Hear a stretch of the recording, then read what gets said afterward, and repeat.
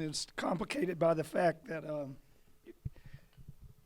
usually series back then and even now, you'll do 13 episodes in a season. And this season, the season that this episode was included in, we did 30. 30 episodes in a season. Yeah. So there was one season where we did 32. Yeah. They just were making so much money off of Lorimar was, and the advertisers were really wanting to be in there. So I bring that up only because they also break down the action in a lot of it increments. So for us to pluck this one episode out of 30, I mean, there's been that whole backstory about that crazy woman going after Ray Krebs, and anyway. Dallas was so good at producing seasons that they even produced season 9, which it turned out was a whole dream sequence. This is true. All of season 9 ended up just being a dream sequence, which has never happened before. Well, what happened was, behind the scenes, Patrick Duffy had a big contractual argument, and he left the show. And they finally acquiesced and gave him the money he wanted. And so how are they going to bring him back, if he was dead? So it's a dream. He just showed up in the shower, like on the first episode of the 10th season. It was just like, yeah, what's going on? And his wife is just like, oh, it was a dream. I dreamed the whole season. And it was like a lot of stuff. Did anybody go, hey, Leonard, like, what's going on? They heard about it, but they didn't care. Yeah, because it was just, we keep our show going. We got our star back who everybody loves. Right. Who's going to check? Yeah. That's really amazing. So before we kind of break down the components of the episode, you just sat and watched it and had a great time with the rest of us. Anything that you remembered or that came to mind as you watched this episode, that like memories possibly of shooting it? Well, I really like the scene between JR and Bobby, where he says he was the only son of the Ewings, because Larry and I had talked about that, and I said, Larry, you got to be full tilt JR, and you can't hold anything back. And we all know you, and you're acting so well, that if you don't nail this, and nail it hard, then it's going to come off. It's not going to come off. And I thought he really did. And I love the part where he throws down the makeup and it goes all over.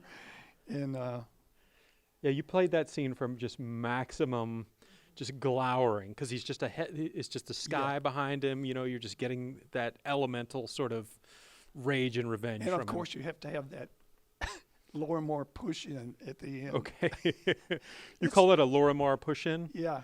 It's a Leonard Katzman push-in, actually. Just talking about directing, one of the things that one has to do when you go on a show, every show has a style. And it may not be your style, but they're asking you to come and participate in their show. So at the end of almost every part of the episode, you'll notice there's a little push-in. Yeah. And you have to also think about how they do or they don't move the camera with the action, and how big the close-ups get. And in this case, I thought it merited, getting in there. And those are just some of the more mechanical things you have to think about when you're directing. It doesn't have anything to do with helping the actors emote. It necessarily doesn't have to do anything with how the story unfolds and how you shoot it.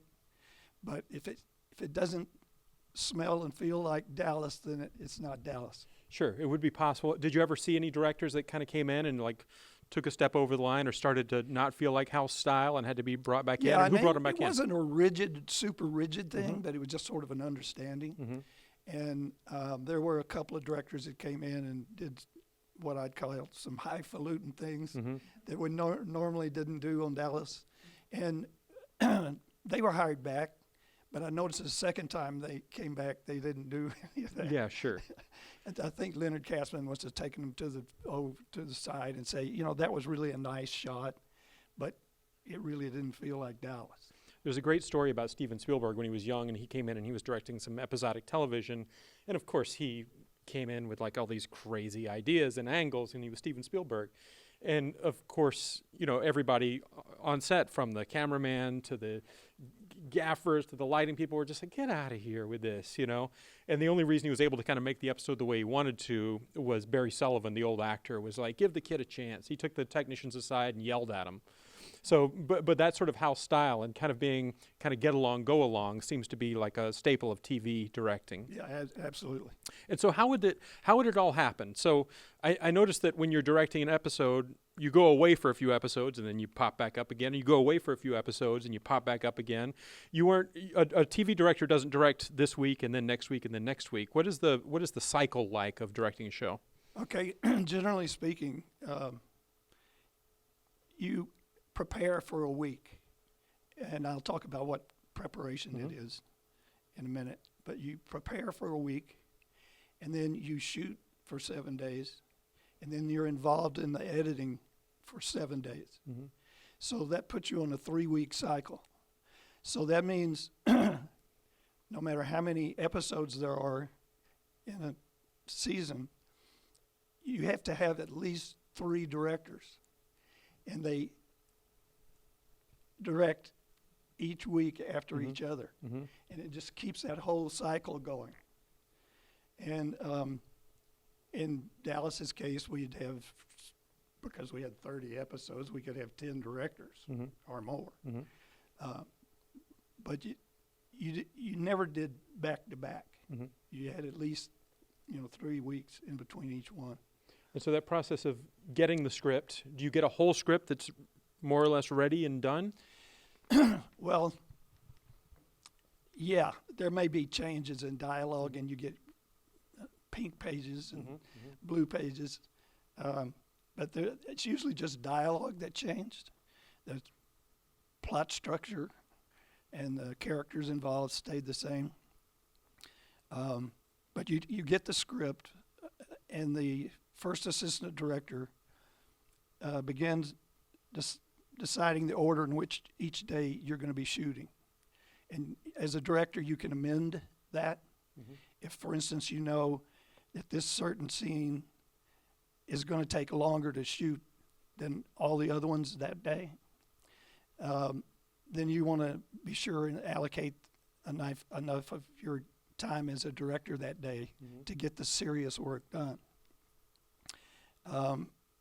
Other part of the prepping is that on the week of you're preparing, you can go and scout the actual sets in the sound stages where they're not shooting that day, the other director, and actually figure out exactly how you're going to shoot it and where you're going to move the camera.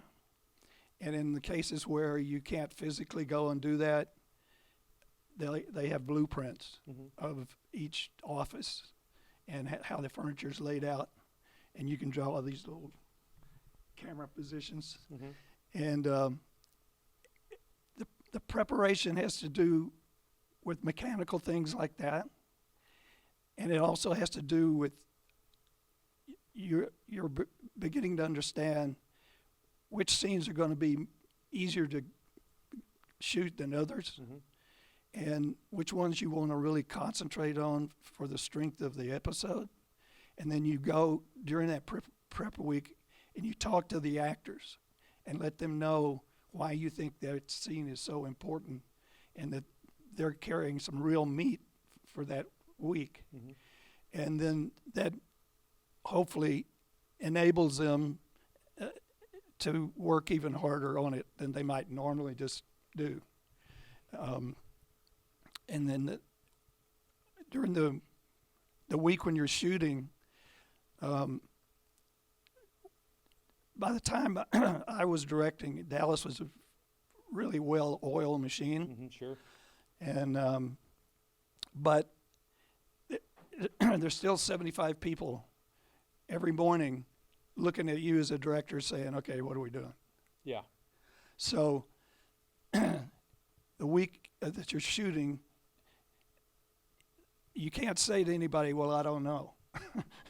You're the one that has to know. Yeah. The lighting people are taking care of the lighting. They're not thinking about anything else. The sound people are taking care of the sound, so on. Makeup, wardrobe. You're the only person with the overall picture. The actors are each absorbed in their own character. So you have to know. And you have to display a confidence that you know so that you can lead the cast.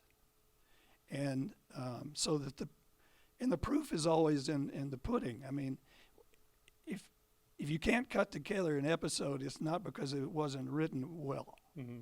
Most of the time it's because it wasn't directed and acted well.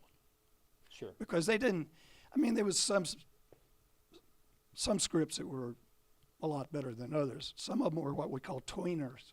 They were in between serious things, and they just sort of keep it going. The connective tissue between Yes. two more important shows, yeah. Yeah, but Dallas really had so many characters that you could rely on one set for this week, and it'd still be interesting, and then not so much on the others, and then vice versa the next week. If you've got a tweener script, then you're relying a lot on your actors to make that go and to make it so that people don't just say, this show's boring now, let's just tune out. Yeah. You're counting on them a lot to sort of foreshadow that this is leading somewhere, that this is going someplace. Yeah, and so that requires a certain type of emoting and acting of a scene that might not otherwise call for it. So when you're on a show like this, then Larry Hagman was a huge TV star, and he's at the center of the pack, and you say he's at the center of the company. And so what is that like to work with somebody who's, you know, I mean, he could have you fired by lifting a hand, obviously, if he wanted to, but he could also make the show good or bad as he chooses. What's it like to have somebody with that much power over the show, and what was it like with Hagman specifically? Well, I'm delighted to say that Larry Hagman was a really good man, and he wanted respect, but the way he got that was not by bullying. He did it by respecting you and everything that you do. And you may not be him, but he's not you either. Mm-hmm. And so he created an atmosphere where all the actors really appreciated each other and liked each other, and we all had a good time. And of course, it didn't hurt that it was the #1 show on the planet, but they really, got along, and it was because of his leadership. I never saw him push anybody aside, and we would have every guest actor, they call them day players, that had any salt at all in Los Angeles because they all wanted to be seen on Dallas. Mm-hmm. And so they would come in and they wouldn't know the story. And when I was a dialogue coach, part of what I had to do is impart what the backstory is, why they would say this line and that, in my opinion. But of course, ask the director. But the reason I brought that up is because Larry was always very gracious to the visiting actors, because he wasn't always the kingpin of everything he did. Yeah. For a long time, he was only known as Mary Martin's son, and in his early career.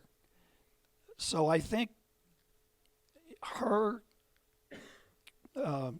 character, her personality rubbed off on Larry, and Larry was a lot of fun. And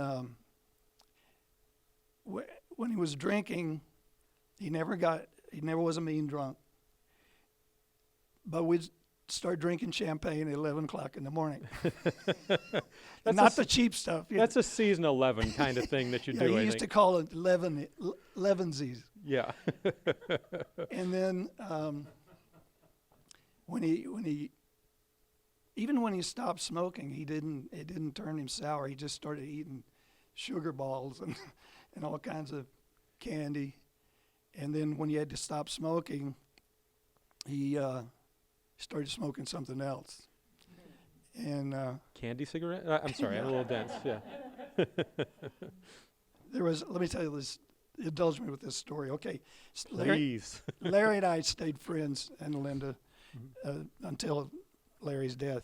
And at one time, Larry and Linda came through Austin, and it was while the legislature was meeting, and they were debating about what type of tax incentives to give the film industry. And so I persuaded Larry and Linda to go down to the Capitol with me, and for them to testify on behalf of the filmmakers, because it brought in so much money and jobs and everything in Texas. And they did, and he did a great job. And afterwards, Larry and I were standing in the rotunda, and I was, and all around, because the legislature was in session, because the kids were around at different parts of the day, the rotunda was all circled with state troopers. Mm-hmm. And so I was telling Larry about the star that's in the bottom of the rotunda. I said, if you go and stand there and look straight up and you just whisper like that, you can hear it perfectly. And he said, well, let's do it. So we went up there, stood on the star. We both did that for a minute. And we were still standing there. And he turned to me and he says, do you want a cookie? And I said, looked around the state troopers. I said, sure. So he pulls out a cookie and gives it to me. And he takes one, and we stand there and smiling, eating the cookies with the troopers all around us. That's wonderful. So, and I want to get back to like the prosaic details of this, but working with actors specifically, have you ever had an experience on a show where you worked with somebody who was maybe integral to the show, who maybe wasn't so pleasant or didn't make it a harmonious set? Has that ever happened to you? Yes, on Dynasty. On Dynasty? I can't imagine who. Yes, you know who. Can we all just imagine who, maybe, possibly? Okay, well, how did that go? Well, she actually... This is a British actress. Yes. Yeah, okay. She had a rather striking personality that was strident, and she liked to be the center of attention, and that's why she could play the character as well as she did. And on the season that I was directing, the 6 or 7 episodes I did, she had a young boyfriend at the time, and she would stay out way too late the night before she was supposed to shoot the next day. And so she would come in and take forever in her makeup. Meanwhile, I'm sitting there sweating, knowing what kind of work I've got to get done by the end of the day. And so she finally comes to the set about 30 minutes late, and I am fuming because there's another big scene I got to do that day. And I knew exactly what I was going to do. And so when she came back, she sat down. The assistant director said, okay, here we go. Action, because I always let him say action. And as soon as he said action, I said, cut! And I did that about 6 times. Because the one thing that the actors don't like to send to the producers is multiple takes of a scene they're supposed to know very well, because it usually points out that they didn't know their lines. So she finally got what I was doing, and she was like a pussycat from then on. But you had to show her and know in certain terms that, okay, this is my set. It's not your set. Yeah. If it was your set, you'd be directing. So as a director, you have to be somebody that everyone gets along with and likes, but you have to know it's your set. That has to be tough to do because you're not on the cover of TV Guide. Right. You know? Right. So in order to sort of assert that, like, people could potentially walk all over the director of the week, I was younger than them. Yeah. And, you know. Yeah. That's got to after that's over, you got to like step over in the corner and just go. Kind of, sort of, yeah. So I want to get to the sort of prosaic details. So we've gone through a little bit of like preparing, getting on set, directing, deciding what to sort of give your most attention to and how to do that. And during the course of all this, by the way, was there a second unit director on any of this, or No. just all you? So like when we go out and it's the old folks in the doing their scene outdoors, you're doing all that too. Right. And so during the course of this, is it being edited after the first day of shooting, after the second day of shooting? Yeah, they begin immediately once they get the dailies from the previous day, and you do too, so you can look over your work. But yeah, the editors have been, by this time this is in their 9th season or something, so they know how to get it down to 47 minutes because you've got 13 minutes of assorted commercials, and so they begin on it. And then if you have ideas about how you would like to see a scene cut, well, then you have to convey that to them. But it's usually pretty thoroughly conveyed by the way you shoot it. You think about that last scene, you see her feet, you don't know who it is, and she walks, and then you see it's her, and she's got this kind of crazy look on her face, and she goes up the stairs, right? And you let her leave the frame, and then cracks open the door. Well, first the doorknob turns, and then cracks open the door. She comes through it. You don't know that she's got a knife. And so she grabs the pillow. So you, as a director, you have to think, okay, what are the shots that are going to provide maximum suspense? And same thing is true of couples in bed. How can I get as close as I possibly can, but not show anything on TV, right? Right. So you have to think about, now, how am I going to shoot this? They're in bed, they've been making love, and so you have to just figure, okay, straight down here, they're all cuddly, And you got to consider their angles too, Yeah. that they're happy with. Oh yeah, and so it's a lot of thinking through how you want it to look, how it's going to cut together. So that by the time the editors get it, it's pretty revelatory. So you're not shooting coverage in a broad sense on a scene like the walking up the stairs scene. You're just shooting what you're going to use.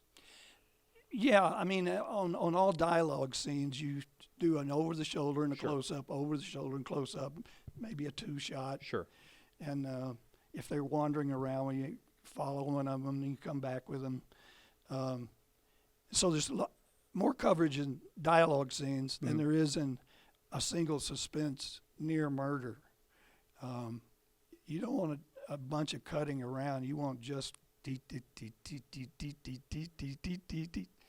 And so the coverage really comes on large crowd scenes or dialogue scenes. And another thing that I've always wondered about, when sometimes we see TV, you'll notice that you hear looping or dubbing, particularly in outdoor scenes. Would that be done during the sort of editing week? Would there kind of be a post-production week where all that would Yes, happen? and as director, you can direct that Okay. voice over if you want to. I didn't always do it because the guy that we had that did that had been doing it forever, and he knew exactly what, But like when we shoot one side of a phone conversation, you shoot all the words on that one side. And then you shoot the other side of the conversation, and you shoot all the words there. And then the editor just has to take those two and make them one, and put a filter on one of them so it sounds like it's coming from a telephone. And then you can cut back and forth between them. Sure. So you just have to be sure that you've got all that stuff. And a bunch of people can be real mad at you, including not only editors but producers, And if you don't have actors. and actors. If they got to come back in, come on back in on your off day and do a Yeah. reshoot. Did that ever happen? You have to do a No. reshoot? No. No. I definitely didn't want it to happen. And the only time I was really fearful was the very first time I directed, even though I stood right beside the directors, as a dialogue coach, and really witnessed how people get the work done. Yeah. But the very first show that I did was called War and Peace. Mm-hmm. That's daunting. And half of it was a courtroom scene. Oh. And you shoot with 2 cameras side by side. And so that maybe you shoot, one angle would be the witness on the stand and the judge beside them. But you also have to just shoot the witness on the stand and just the judge. Yeah. And then when you go back to the defendants or the prosecutor's table, you got to do the whole table. You got to do 2 shots. You got to do singles. So I looked at that and I thought, that's a lot of work. Yeah. Boring work. It can be, but then what I did was that I just made all my effort be about the technical side of it. Sure. Can I get the work done? And how do I most efficiently do it? And so that the lighting doesn't have to be messed with a lot. So you talk about that with your DP, your director of photography, beforehand about how they look. We're going to be doing a lot of angles, so just like in every other scene, you shoot everything in this direction first, and then you do what they call turn around, and you shoot everything in this direction. So the actors have to do everything at least twice, but the lighting that way is simplified. You're not doing it this way, then you have to turn the lights around, do it this way, and then no. You do everything one way, and then you do everything back. And I'm guessing probably by the time you got to season 11, everybody wanted to be home by 6 o'clock, probably. Well, we were the darlings of the studio because we would get done about 4:30 or 5 o'clock Right. in the afternoon. And meanwhile, poor old Knots Landing and some of those other things, they'd be there till 8 o'clock at night. Night shoots. Yeah. Everybody was able to just kind of, because they knew their part, they knew what they were doing, and they just would just go. Is that more of a challenge or more of a sort of detriment that everybody kind of knows what they're doing? Well, there were times when I had to come to one or more of them, and I was especially attentive to Larry, and I would say to him quietly, you need to invest more of yourself in this. Because he was sometimes would just, do the lines. Phone it in, yeah. Do the lines and do them forcefully, but you could tell he wasn't really invested in it. And so he always knew what I meant, and he would always kick in. And, you have to do that. Ken Kercheval would, need some prompting like that. You must have just kicked him in this episode because he's nuts. Yeah. And Linda Gray, I more oftentimes than not, I'd have to pull her back because she would get a little too, whatever the word is. Big, yeah. And so most of the time, instead of having to pull her out, I'd have to, not so much. Yeah. At least on this one take. Sure. Sometimes you do compromises like that with the actors. You say, okay, we'll do it your way on this one, but on this next take, we're going to do it my way. And they're counting on you. They're counting on the director so they don't look bad. It's like they got to trust you so that you know you're playing it too big, and that they have to listen to that and trust you. And one thing that worked for me was that because I was everybody's dialogue coach, they knew that I knew their characters and what was best for them because I'd run the lines in a certain way so that they would play it back. Sure. So that when I directed and I, requested something, they pretty much figured it was right on. Well, Dwight, we've been wearing your voice out through this, and I appreciate it. Sorry. But I wonder if we've got expertise in this audience. I wonder if we have anybody that might have a question right over here. Please, thank you for being here. This Sure. is such a treat. I mean, I think for a lot of us, It was it's fun. such a huge show, Yeah. for all of us. Thank you. This scene, I love the scene with Miss Ellie and Clayton out on the ranch, and it's such a nice, slower pace, and she just takes her time. Yeah. Telling a story. Barbara Bel Geddes always Is that did. just her walking in with, I've done this for decades, or do you actually work with her on that? And then also wondered if those were out at South Fork. Were y'all still shooting out at the ranch at that point? That particular scene may have been, but there were other ranches we'd go and shoot on. because I don't know if you've ever been to South Fork. It's not really very big. Right. And the house that you see in the show is not the real house interior that's South Fork, because it's teeny in real life. Back to Barbara Bel Geddes. She was always the one that was worried the most. And I think it's because she was the old school and she came from the stage a lot and really was used to having more rehearsals and to really fine tune things before you get before an audience. And with Dallas, man, it was every week, you know. And so most of what I would do would try to allay her fears and tell her, I don't want you at the same pace as everybody else. Certainly not Larry Hagman. You're Miss Ellie, and you need to exude that. And you've got a wonderful man here that's going to listen to you. And he's not going to say, okay, get on with it. No. So we had agreed on that pace because I thought it'd be a great break in the middle of all this infighting and everything. Be out there and then being nice. You know, it was our brother and it's his gravesite and it's a beautiful day and sit under a tree and talk. So I was knowing that the episode needed a breather like that. And people who aren't like miserable backstabbers every second. Right. What if we have any other questions for our audience? Anybody right over here? Yeah.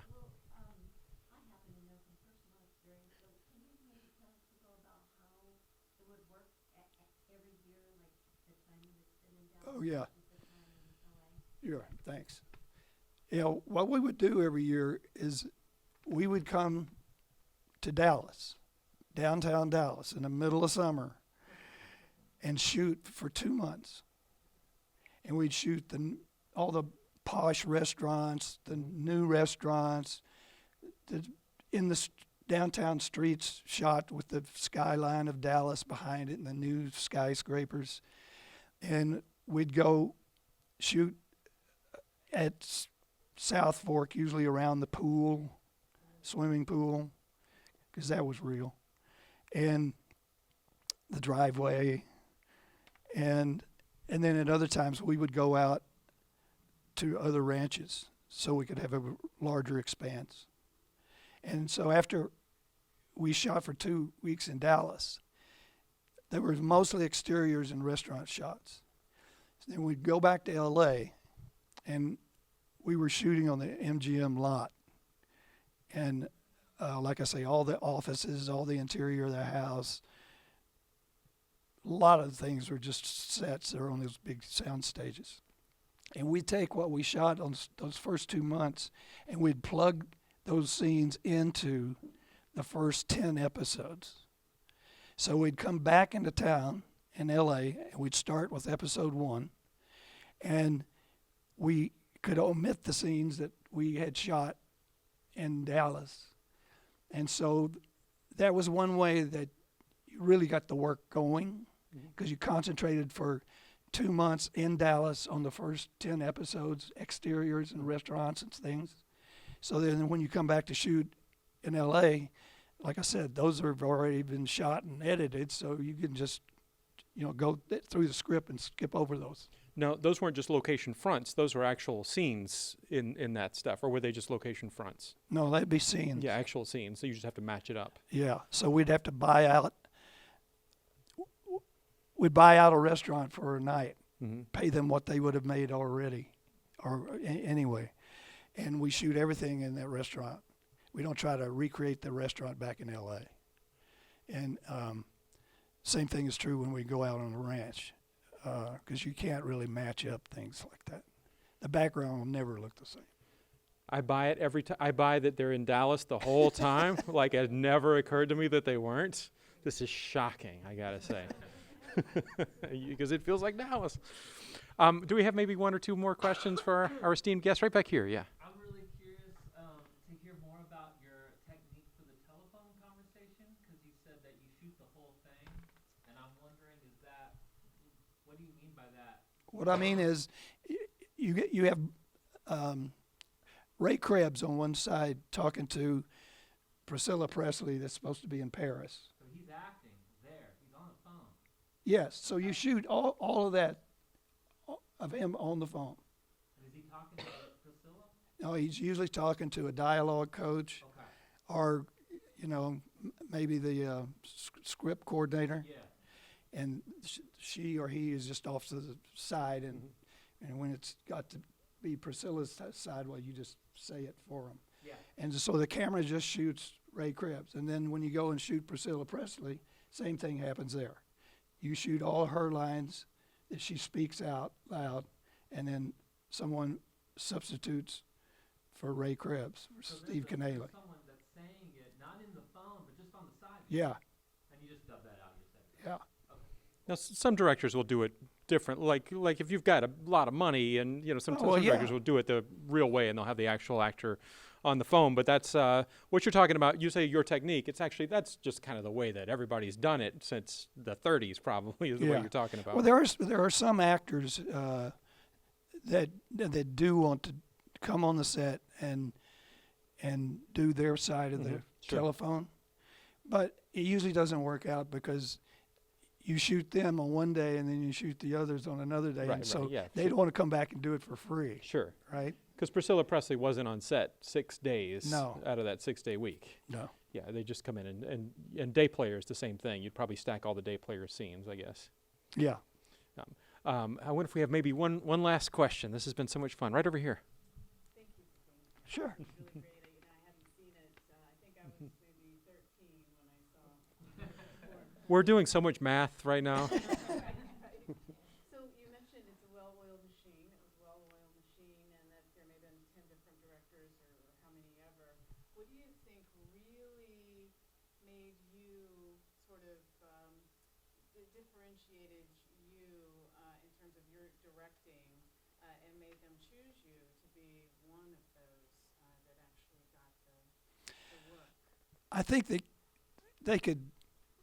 Well, number one, when I got the dialogue coach job, I said, okay, I really want to direct, but I'll do this, but I think it's because the actors who really supported me getting to the directing job, they really could see that when I would work with them, I was really kind of subterranean directing them, because I would suggest, well, don't you think she would be more, and I'd never give them line readings, but I would explain what emotion I thought they should be expressing more. And so when it came time, I think Larry and Linda and Patrick Duffy, and really all the cast, they were pulling for me. And that's why it was so important to me that I had to do a good job, because I had all these friends that were counting on me because they were kind of sticking out their neck for me. And the executive producer and I didn't always see eye to eye. And to this day, I think that's why my first episode is War and Peace. Yeah. A tricky episode. Yeah, Yeah. a tough episode. Yeah. Yeah. But I just did my homework and knocked it out. Yeah. Thank you. Yeah, right over here.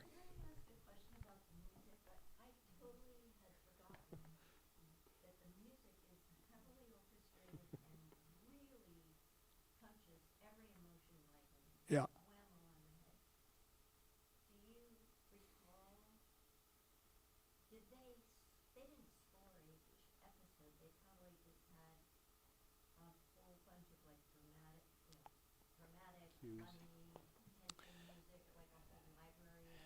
That's my memory.